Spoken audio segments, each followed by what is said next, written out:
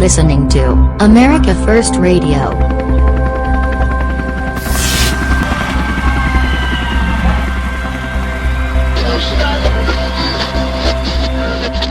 Here is your host, Paul Adams. And welcome back, everybody, to America First Radio, where we can hold a calm, no-holds-barred civil conversation in the untamed political jungle. I'm Paul Adams, and thank you for listening. And I am speechless. I have nothing else to say, really.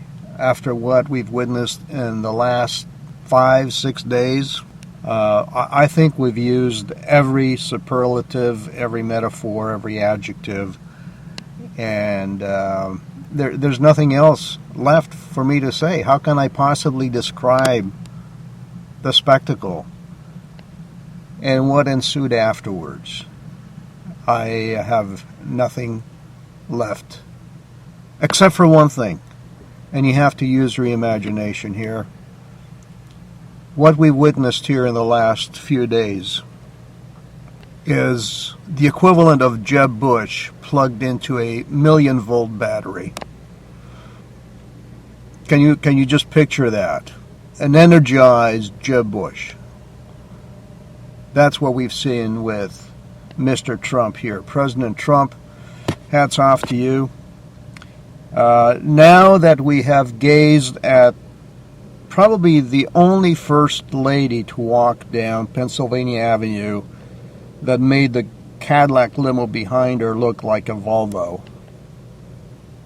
Now that we have witnessed the hand of God holding back the rain during the inauguration, just in time for President Trump to finish off his speech,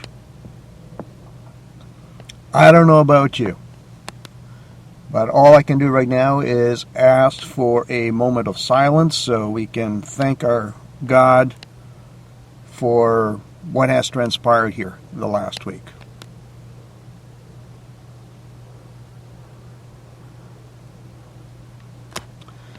So thank you, dear Lord, for answering our prayers and for watching over America, for giving us one more chance to get this right once and for all. Because if we don't get it right now, during President Trump's administration, we're going to go back to our old ways eventually, and the republic will be finished once and for all.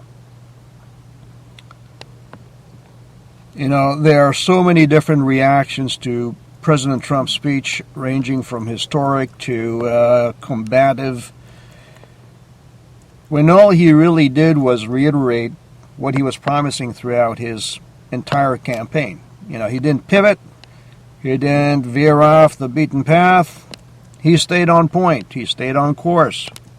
And of course, now we have a new national holiday, a national day of patriotic devotion to commemorate his inauguration and to commemorate the wonder that is America. And I hope that it can be celebrated by all races, even the white people who had voted for Obama the first time and decided this time around to not vote for the white woman who faced several investigations after enabling her rapist white husband and allowing 4 white men to die in Benghazi. I hope it would be even celebrated by some people who would have voted for Obama the third time. And Obama, you know, he was going to give $221 million to Palestinians before stepping out of office as a last act of defiance, but President Trump, he voided the check. He said, not so fast. I don't want to focus on Obama too much here, but I really want you to understand he has some ambivalent feelings towards Arabs. I want you to listen to this tape here.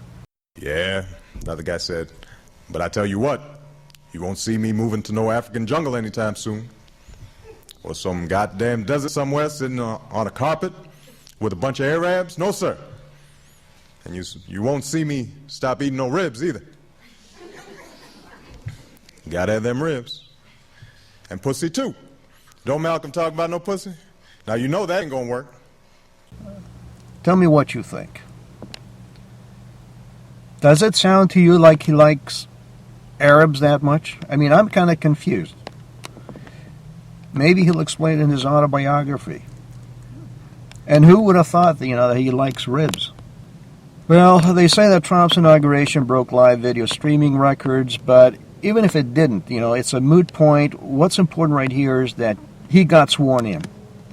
I mean, we were on pins and needles for 2 months. We didn't know if this was even going to happen. He got sworn in. That's what matters.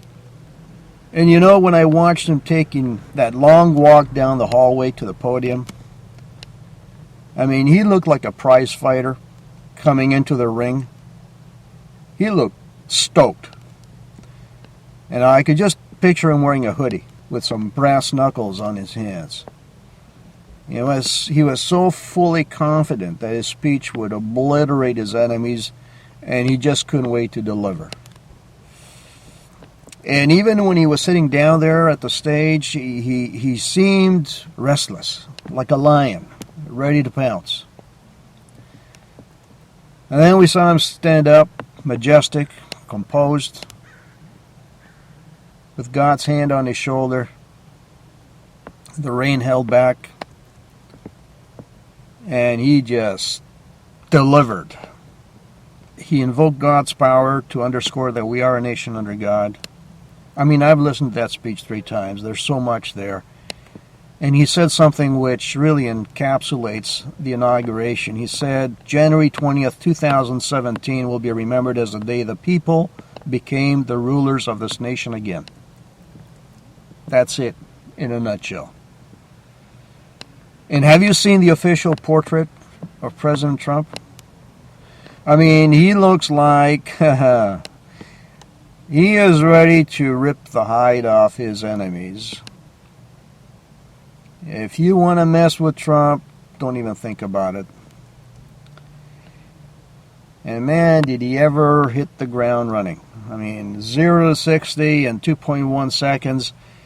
He did more in the first 100 hours of his administration than Obama did in the first 4 years. And he didn't kid around when he said he was going to blow ISIS off the water, blow it into bits and pieces. He destroyed 31 ISIS targets on his first day. And you always know there's a new sheriff in town when you get this kind of tweet from him. If Chicago doesn't fix the horrible carnage going on, 228 shootings in 2017 with 42 killings, up 24% from 2016, I will send in the feds. I mean, what choice does he have? And when he says, as your president, I have no higher duty than to protect the lives of the American people, you know you got somebody who's on your corner. Thank God for Trump. Thank God for his family and for his cabinet and for the American people that stood up, who stood up to CNN, who stood up to MSNBC, to all the jokers, pundits. And you know when the rats are being rattled, when you hear John McCain say, I would be deeply disturbed if the U.S. ran joint operations with Russia against ISIS. John, relax. Putin's on our side. He's one of the good guys. He didn't rig the election. Soros tried to rig it because he said on camera that Hillary was going to win and it was a done deal. You got to listen to my episode number 12. Talk about that. I've got him on tape. You can hear him say it. And besides, John, there are pictures of you chumming up to ISIS. ISIS leaders. John, come on. Whose side are you on? Have you seen John McCain's face lately? He looks very, very perturbed, very concerned. He looks like he knows the mob is about to whack him, but they're being nice to him for the time being, for some reason, unbeknownst to him. That's what he looks like. And President Trump, you know, just by listening to the crowds when Hillary was announced, you know, that familiar chant, lock her up. It would seem to me that it would be incumbent upon you to mete out justice to arch criminals like Hillary, so that other would-be criminals get the message. I really don't understand all the ramifications behind Ivanka's relationship to Chelsea. I really don't want to know. But all we know as Americans is that justice has to be served. Hillary must either be exiled to Qatar, where she and Bill can live off their $1.8 billion that they stashed away, or she must be indicted. She has to face justice.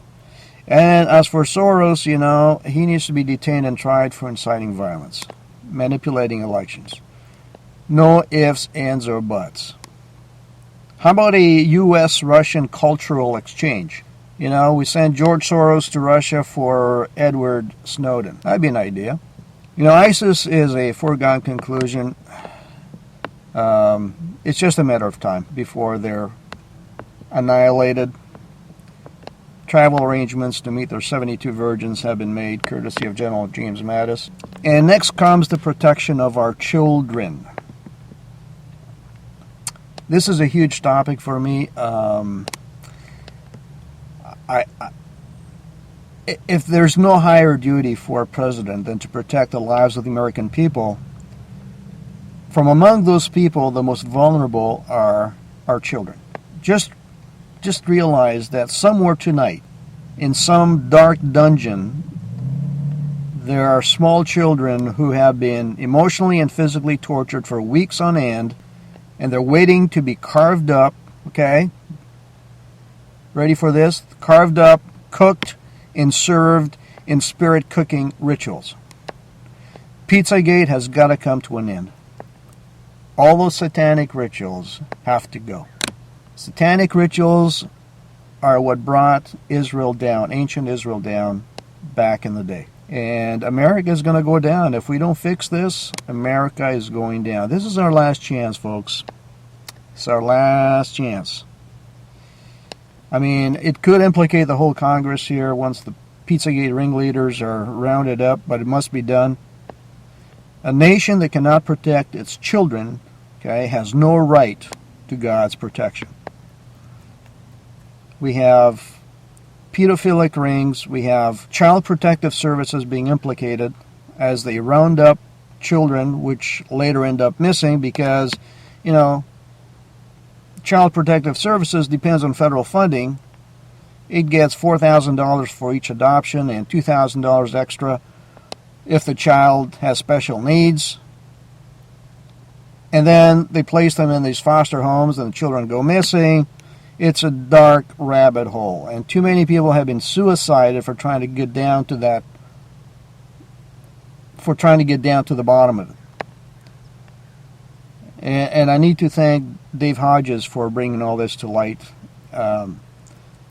So we can have all the jobs in the world, we can have the best military, but if we can't defend our children, we are a nation lost at sea. And when 86% of Planned Parenthood's revenues comes from the sale of baby body parts, we got to stop the insanity, okay? Abortion is an industry. It's got nothing to do with Planned Parenthood. And the FBI, which has been restrained up until now, it must be allowed to penetrate the networks of witches and pedophiles who have been blackmailing politicians by videotaping them committing horrendous, vile acts with these children. If this is how things are getting done in Washington, we are in deep, deep doo-doo. The man who fought in the War of Independence in Morristown and Valley Forge, these men had to eat wild berries, and some of them had to boil their boots to eat the leather just to survive. And some of the officers had to eat their dogs to survive. And I don't think they've went through all that now that they're up there and looking down on us. I don't think they went through all that so that they can see our children being sacrificed to Satan in spirit cooking rituals. I don't think so. I don't think that's what they envisioned when they did all that for America. And we cannot quit.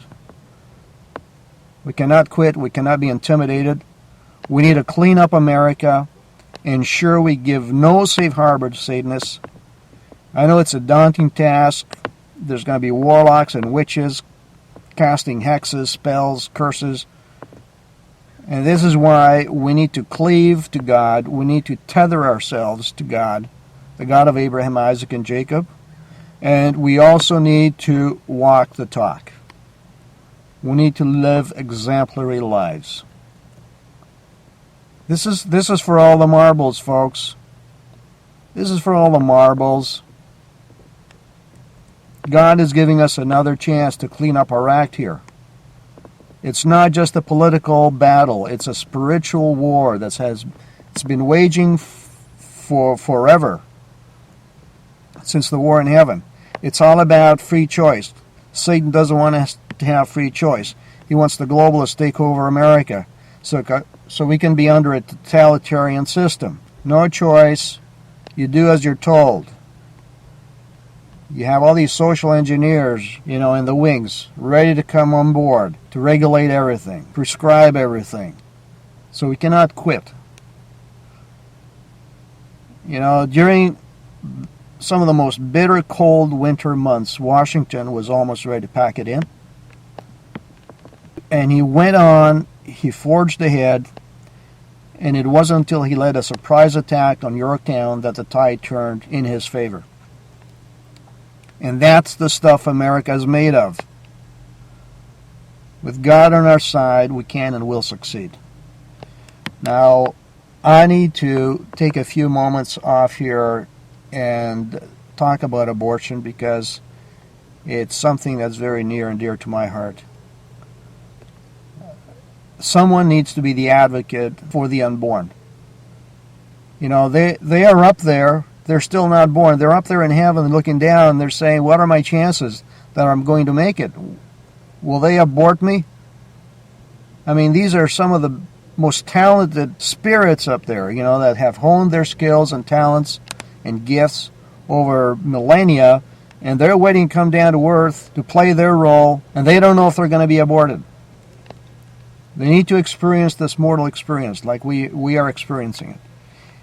And we can't let just judges on either side of the aisle, politicized judges, decide on the issues of life and death. The people must take an active role. After careful debate, deliberation, the people need to decide and steer this nation. The people must be the final arbiters, not politicized judges on the Supreme Court. Now, I want to take a few minutes to defend the unborn here. The future scientists, the artists, the heroes who would be killed in the womb want me to speak for them on their behalf. Okay, this is mega. I need to make my case here for them. And we can't let vacuous arguments permeate our discourse. We can't let superficial reasoning rule the day. We hear these lame arguments like, only when a man can bear children should he be able to dictate to a woman what to do with her body. Well, then maybe only when a woman knows how it feels like to have a knife go through her head or have her limbs cut off will she feel what a fetus feels or the baby feels. And only then should she have a right to determine whether to have an abortion or not. So the argument cuts both ways. There's a difference between a right to one's body and a right to life. We all have a right to life. And certainly if a woman's life is in danger during the pregnancy, sure, an abortion is called for. It's warranted. And we go to these extreme lengths to keep a newborn alive once it's born. I mean, I know an acquaintance of mine, she was born weighing 2.2 pounds. Just think about that. And they did everything they could to keep her alive. Why not put the same energy in keeping the fetus alive while in the womb? Now, there's a difference between having a right to life and a right to one's body, to control one's body. What does it mean to have a right over one's body? Well, we have the right to grow our hair long or short. We can keep our nails long or short. We have the right to urinate and defecate and fornicate as often as we want. We have a right to procreate and obfuscate and travel or stay put, get rich or stay poor. We have a right to be educated or remain uneducated. We have a right to defend ourselves or remain defenseless. We have a right to keep the law or be lawless. We have the right to mutilate our body, ingest harmful substances. We can tattoo every square inch, pierce it, degrade it, burn it, scar it, freeze it. We can hurl it over a cliff and free fall. We can clothe it or keep it naked. We have a right to rest our body, get some sleep, or exhaust it and overwork it. Nobody has a say in this. We can decide on all that, as long as we are not endangering the life of another human being. And this is where the argument put forth by pro-choice groups falls apart. If one has a right to have control over one's body, then it would stand to reason that one retains that right in all circumstances and at all times. It also means that this right to have control over one's body applies to all people equally, man and woman. Stick with me, okay? I'm almost there. If a woman has a right to control her body, and if she uses that argument to support her decision to have an abortion, then the same argument can be used after the baby is born, you see. After all, a right to control one's body is a right that is not limited by circumstances or time. So, for argument's sake, let's look at some instances where a mother or even a father can invoke the right to control my body argument after the baby is born to get rid of it. You know, I have raised 6 children. They were born 2 years apart on average. My oldest is almost 40 years old. We've spent many, many sleepless nights raising children, washing diapers, working overtime, make ends meet, both of us working. We've sacrificed to make it happen. But what if we had invoked the right to control our bodies argument when we were kept awake all night by a sick child? Would we not be within our rights to get rid of that child? After all, lack of sleep can be deleterious to our health, not to say anything about our looks. If you don't get your beauty rest, you start getting old pretty fast. Would that have given us the right to kill our child? Does not getting enough beauty rest entitle one to invoke the control over my body argument and kill one's offspring? What about cases where the father has to work 2 or 3 jobs to make ends meet? Can he invoke the right to control his body and kill his children or his wife because they're taken away from his good looks, his health, his energy? What about in some poor countries where the idea of buying baby formula is a dream? Nobody can afford it. And a woman has no choice but to breastfeed every day, 5, 6, 7, 8 times a day, and her breasts begin to hurt or they become too cumbersome. Can she invoke the right to control her body and say, I don't want this child anymore, I'm going to kill it? You know, I saw a great tweet of a fetus, and the caption was, pretend I'm a tree and save me. Because there's the other argument, right, that the fetus is not a living entity. Do you have any idea what the penalty is for destroying the egg of an eagle? Under the United States Bald and Gold Eagle Protection Act, EPA 16 U.S.C. 668, paragraph A, the maximum penalty is 1 year in federal prison and up to a $100,000 fine. So let me ask you, what should be the penalty for destroying a fetus, a baby? What price can you put on that? And then there's the other argument that the fetus is just a extension of the woman's body, you know, that she can cut it off just like she trims her nails.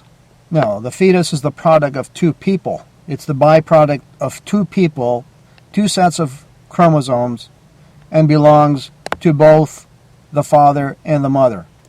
And if both of them don't want to see it live, then it belongs to humanity because it has the potential of becoming one of humanity's benefactors. It's called totipotency, the potential to become anything, the potential of being something wonderful in the future. And that totipotency deserves protection, just as much as a tree or an eagle egg. So apart from incest, rape, and the mother's health being in danger, I see no reason for a woman to abort her baby. The other exception would be in the case of severe fetal deformities, where the baby cannot possibly survive. So I rest my case. As we know, the Trump effect continues. The Dow has just broken through 20,000. As we all know, President Trump has repealed several executive orders, like the Mexico City Protocol, that funneled taxpayer money to foreign organizations to perform abortions. How did that ever happen? What am I missing here? It's mind-boggling. It is mind-boggling that American taxpayer money has gone overseas to fund abortions. So we have stepped out of the TPP, and he has greenlit the Keystone Pipeline. Union leaders are praising Trump, which is music to my ears. You got to hear this.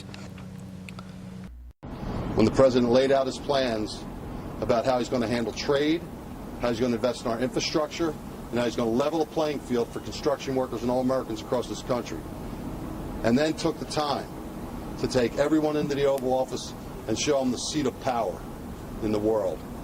The respect that the President of the United States just showed us, and when he shows it to us, he shows it to 3 million of our members in the United States, was nothing short of incredible.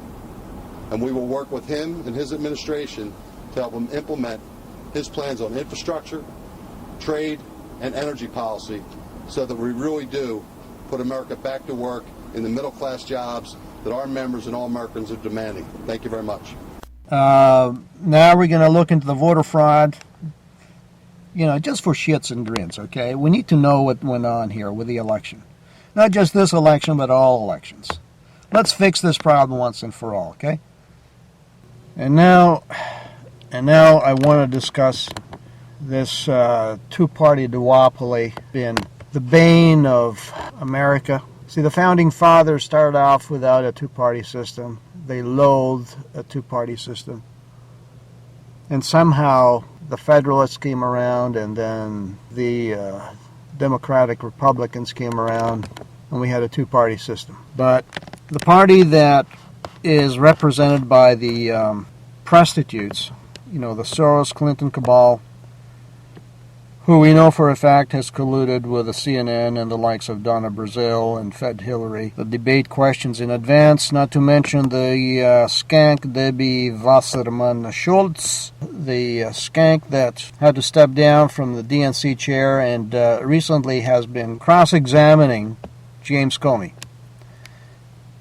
How about that for an inverted reality? Huh? How about that? The party that is joining forces with Islam right now, that party, in an attempt to gain some relevance because it's lost its footing.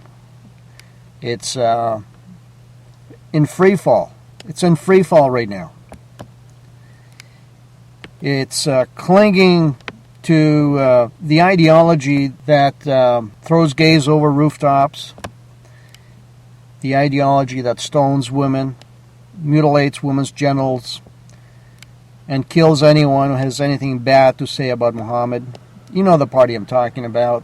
Yeah, the party of the KKK, the party that voted against the 13th Amendment, hoping against hope, to keep slavery alive.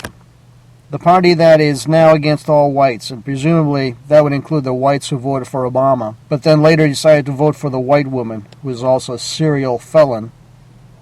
The party that now dresses up the women as vaginas to underscore the point that if women are to be relevant, they must be reduced to a sexual object.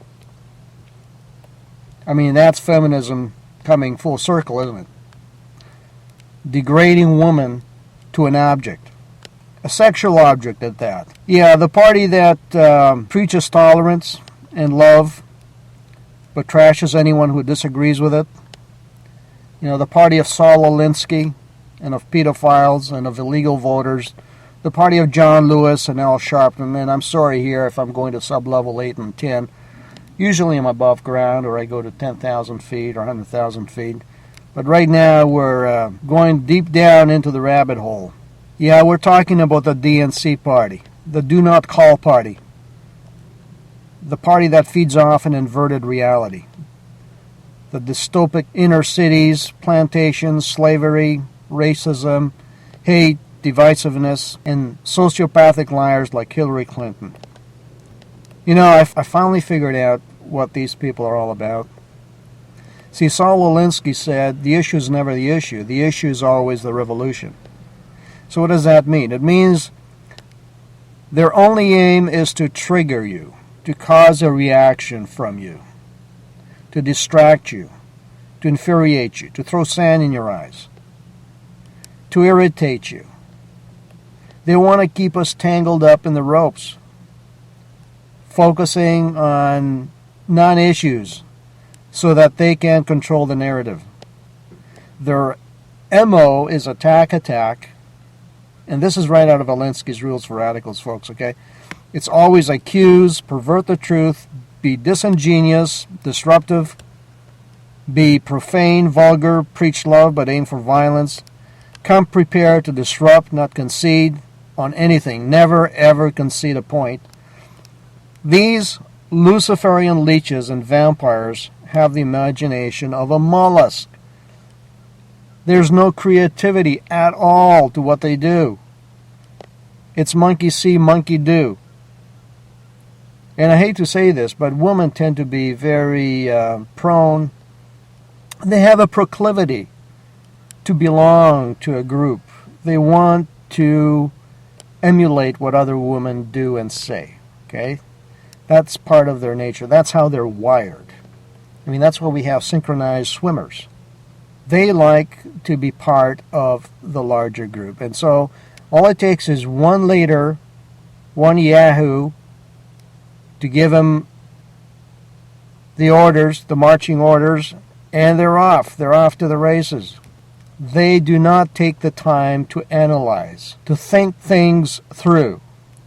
And this is why we need women who have analytical skills, who have a passion for truth, who are humble enough to say, look, I had a position on certain issues and I was wrong. I now see that I was wrong.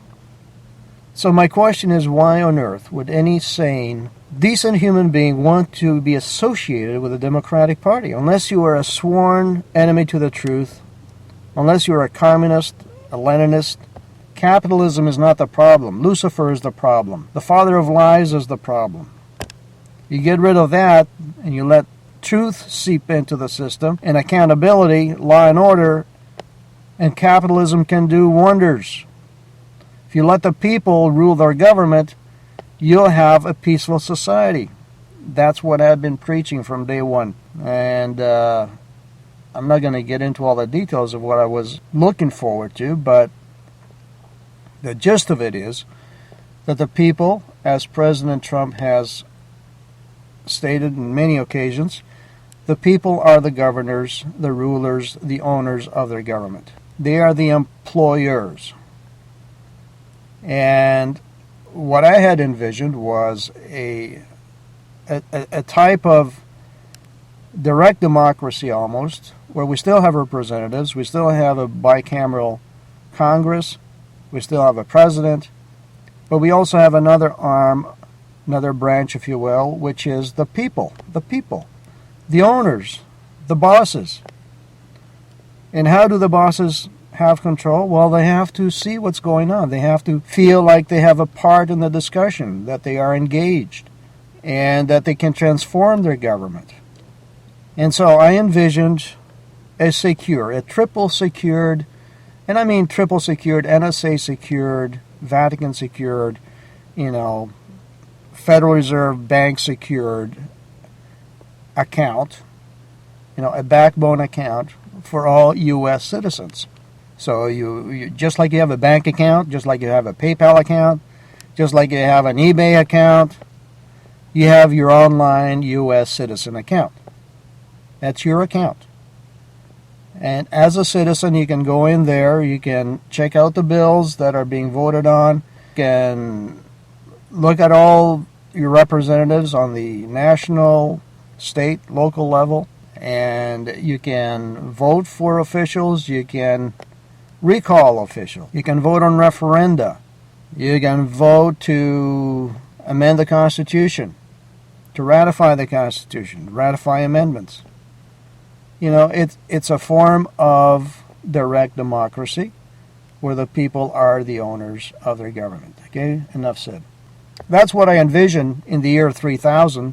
I don't think we can go back to our old ways once President Trump is out of the picture, after his second term. We need reform. We need reform badly. America is just a young nation. It's an experiment in the making. And the most important quality that America has is the gift of reinventing itself, of inventing and reinventing itself. Now, let's see what the opposition is doing from 100,000 feet here, okay? It looks like to me, I'm getting a sense that the masters of the universe, whoever they are getting a sense that the two-party system will not work anymore, and they have to upgrade it. The Illuminati have now an official Illuminati website, and they are launching a recruiting campaign to get people involved in the Illuminati. And don't forget, there's an image of how these people work. It's the image of the snake eating its tail. It's called the Ouroboros. The snake does not care if it has to eat its own tail, its own followers, its own peons, useful fools, to get where it needs to be, to survive. The peons are expendable as long as the head survives. There's nobody and nothing that is indispensable, not even people like Hillary, not even churches, not even like the Catholic Church. It may be a dinosaur suit, because Satan wants to rule and reign over this planet. Okay, that's the end game. So he will devour whatever needs to be devoured. So they have unveiled the official Illuminati website, and they may just maybe decapitate the DNC and the Catholic Church in order to get more followers for Lucifer, because the end game is no religion, no nations, only a one world order.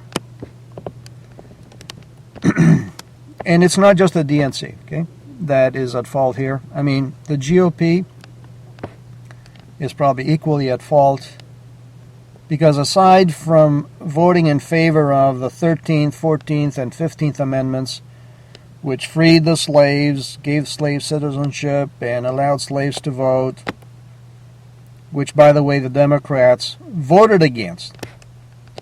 They voted against those amendments. And besides Ronald Reagan signing the Martin Luther King National Holiday and a few other virtues, the GOP is just as complicit for destroying the middle class, for manufacturing wars, and letting pedophilia run rampant. See, the GOP and the DNC for me are two wings of the same corrupt bird. The two-party system has to go. It's an anachronism. It does not fit the paradigm that we are entering into right now, where we have social media, where we have transparency, we have YouTube, we have Periscope, we have Twitter, we have Facebook, Instagram. People want to know the truth, and they will get to the truth. We also have WikiLeaks. We have whistleblowers. That era of obfuscation, of hoodwinking the public is finished, over, done with. Do you understand, you people behind the dark forces, the dark curtains? Okay, now, can we talk here? Can we seriously get some things out in the open? Because I just learned that in order to hold any kind of job in the federal government, you must pass an FBI background check. And the FBI will go back as far as 40 years. They'll interview everyone you ever had dealings with. And if they discover that you had remotely any kind of association with a communist relative, a communist associate, you are disqualified. Now, why isn't that same scrutiny applied to elected and appointed officials? I want to know. Because if that was the case, half of Congress would be disqualified. You heard that right. The communist agenda is alive and well. in the United States shadow government, in Congress, and no one gives a damn. If these people were screened with a fine-tooth comb, they would never be able to run for office. What is wrong with that picture? Where's the outrage? Why isn't this in the mainstream media? Why isn't this news? Why are the people not hyperventilating and demanding reform? Who is looking after the interests of the people? And I hope and pray that President Trump fixes it ASAP. See, Obama would never have qualified as a candidate for POTUS if they went through his files. Never. So that should be another top priority, other than setting core dates for Hillary and Soros. And from what I've heard, the people are getting very antsy about Hillary on Twitter. There's no reprieve. No reprieve at all. They want justice. And isn't it funny that when Hillary wears white, she is hailed as the queen of virtue and purity. But when Melania wears white, she's called a racist. Okay, which leads me to James Comey here. You remember how we had almost a fit when he announced last year that there wasn't enough incriminating evidence to indict Hillary? At first my jaw dropped. But then I realized, maybe he doesn't want her indicted because Obama may be able to forgive her. So he was going to leave it open for Trump. And now we find out that Hillary was indeed compromised. She had been hacked by several countries. So there's new evidence that's surfacing, which makes for a case. And that's above and beyond the perjury, the destruction of evidence, the racketeering, the influence peddling, the selling of ambassadorships. On Twitter, we had a cell sheet that surfaced showing that she had sold ambassadorships, has the names of the ambassador, the country he was sent to, and what he paid for that ambassadorship. And it ranged anywhere between $1 and $2 million. Apart from all that, apart from her lying to the Benghazi families, and lying to the American people that she never sent or received classified emails while Secretary of State, let me tell you something. If Jeff Sessions has no reason to indict Hillary, America has no reason to be a nation. God will trounce on America. He will pummel America to a pulp for allowing criminals to go unpunished, and secondly, for setting a precedent for other criminals. If Hillary is innocent, we need to set all prisoners free right now. Let me talk a little bit about Islam. I have great respect for secular Muslims. What do I mean by secular Muslims? These are Muslims who live in countries like Egypt where they allow Christian churches and synagogues to coexist with Muslims. There's no jihad, there's no soft jihad, there's no hard jihad. There's just simply peaceful coexistence. I have great respect for them. And in a certain sense, I also have great respect for women who are modest, who do not flaunt their asses and their tits in front of me. I don't need to see that. You got my attention just by your intellect and how you comport yourself. So let's talk about Islam for a minute. It's a religion which by some accounts, and that's not verified, the Islamic community would need to verify that. But there are some accounts that the religion was created by the Vatican, by Dominican monks, who schooled and prepped Muhammad, and they created Islam in order to destabilize Christianity. They didn't want Christianity to spread. That's the story, that's the backdrop. You have to do your own research. You can go on YouTube, you can check out some videos. But I personally would need more evidence. Would the Vatican do something like that? Nah, I don't think so. Would they change rites and doctrines of the original Christian church? Don't be an imbecile. Why would they do that? Anyway, fast forward to our day and age. The word Islam does not mean peace. It means submit. And as it stands, we all know there's two factions fighting against each other, the Shiites and the Sunnis. And the way I remember the Sunnis is I remember Sunni Saudi Arabia. That's who the Sunnis are. The Shiites are the Iranians. Palestinians are predominantly Sunni. Iran and Lebanon represent the Shiites, which begs the question for me, why don't the Palestinians find some real estate in Saudi Arabia for their new homeland? But what really intrigues me here is the degree to which reality can be inverted in our modern landscape. So just wrap your head around this if you can, okay? You have Saudi Arabia, which is the epicenter of Islam, claiming that we are intolerant, racist, Islamophobes, when in Saudi Arabia there isn't a single synagogue or Christian church.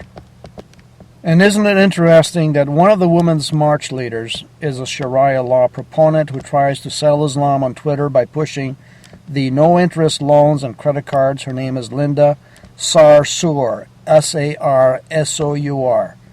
She needs to be deported right now. Anybody who utters a word in favor of Sharia law needs to go back where they came from. And she also posed with a one-finger salute, which ISIS, in all their pictures, they give the one-finger salute. So my take on it is, and I'm being diplomatic and kind-hearted here, okay? My take on it is anyone who utters a single word in favor of Sharia law needs to be deported. Now, Sharia law is incompatible with the Constitution of the United States. We do not need two constitutions. We only need one constitution. So don't fool around with our IQ, okay? Don't mess with us. You know, I come from a sales background, okay? I've been in marketing sales for the last, since 1990. Well, even before that, I sold real estate, I've sold stocks. I was a broker for a market maker. And I was a loader. You know, I started off as an opener. I opened up accounts, and then they promoted me within 6 months to a loader. And I loaded accounts. You give me a fresh account, I'll load it. And then I moved on to private investments. Why am I talking about myself? I guess because I feel like it. You know, private placements. I've done non-recourse loans for stocks outside of the United States, trading in foreign exchanges. You know, I've seen $20 million deals. I've seen as big as a $50 billion deal trying to go through. And I've also done some private investigating. You know, I had to vet deals. I had to figure out which deal is real and which deal is not real. And the first thing I would do is I would check out the ISP address of the guy who sent me an email. And a lot of times, a lot of these emails, they come out of West Africa. We aren't buying Sharia law, okay? You have a very bad public relations image. You Muslims, I mean, you got to understand that all of the terror attacks for the last 20 years have been perpetrated by Muslims. You know, that's a very bad record, nasty record. You know, that's the soft jihad, right? You know, look at our beautiful books, look at our beautiful architecture, look at our beautiful art. No, you guys need to be vetted. Okay, there's a lot of mosques in France right now that are being closed down because of radical elements. So we don't want to have anything to do with genital mutilations, honor killings, prepubescent marriages, taqiyya. You don't understand what taqiyya is? You know, it's the right to lie to your enemy with impunity. We don't want any of that. We don't want to have anything to do with throwing gays over rooftops or pouring acid on people's faces for having said or looked the wrong way. And so, you know, if you want to know what's going to happen in the latter days to Esau, all you have to do is read the book of Obadiah in the Old Testament. It's probably the smallest book. It's only like 1 page long. Read it. Educate yourself. So now let's take a look at the Vatican. The Vatican casting aspersions on Donald Trump, implying that he's a populist and that he's as bad as Hitler. And obviously, you can't get any worse than Hitler. Don't forget the Vatican started out on this election with a wall. They said it wasn't a Christian thing to build a wall. In the meantime, the Pope is surrounded by a 100-foot wall that's 10 feet thick in the Vatican. Something smells rotten in Denmark. When the Vatican is starting to put that kind of pressure on a president, there's more than meets the eye here, boys and girls. It's not just about politics. It's about the globalist agenda. Okay, it's about the globalist agenda, and instead of a snake with one head, maybe we have a snake with multiple heads. I think that's the case here. See, while the rest of the world cannot utter a single pronouncement on the political matrix of the United States, the Vatican seems to be the only religion, if we can call it that, to be meddling in our politics. First it was the wall, now it's populism. Tomorrow will be something entirely different, much worse. Let me talk about enemies within. See, I only have a few more months or years. I don't know how much longer I have here. I really don't. I've had a full life, very full life, lived in 9 countries actually. Speak 3 languages, raised 6 kids. I've seen it all. And I don't give a rat's behind of what I'm about to tell you. I really don't give a rat's behind. You understand? Huh? Understand? We have enemies within America. These are people that are two-faced traitors. Romney is one of them. John Brennan is another. He was just fired. And the minute he leaves office, he called Trump despicable. We have the communists, the globalists. We have the radical Islamists. But the beautiful thing here is that we have now a president who cares about America. Somebody said here, as the sun rises and the President of the United States begins his first full week in the Oval Office, there's a deep sense of gratitude that suffuses the hearts of millions. Dick Morris also said, the liberals and the conservatives debate the size of government. Donald Trump debates the role of the government. Somebody else said, there has never been anyone like you before, and no one will be like you ever again, speaking of Donald Trump. And I agree, there will never be another time like January 20th, ever again.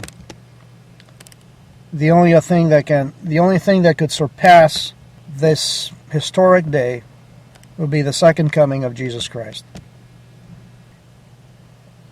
Somebody has said the mental gymnastics that are used to support sharia law proves that liberalism is a mental disorder.